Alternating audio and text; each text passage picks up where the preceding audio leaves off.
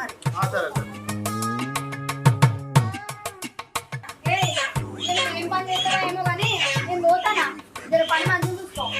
నువ్వు చెప్తే నేను పని మంచి చూసుకుంటే నాడు ఇంకో ఇంటిపై అన్న కూడా సరే అడ్డు చూడు.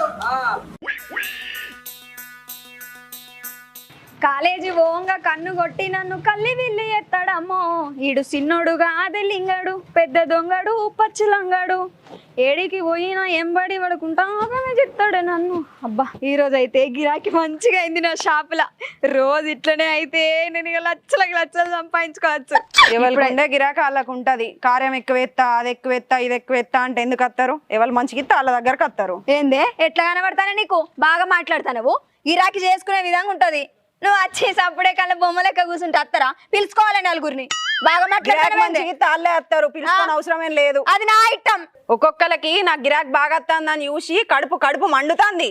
ఏందే నువ్వు బాగా మాట్లాడతాను? నేను పిలుచుకుంటా, నీకేమైతాందే?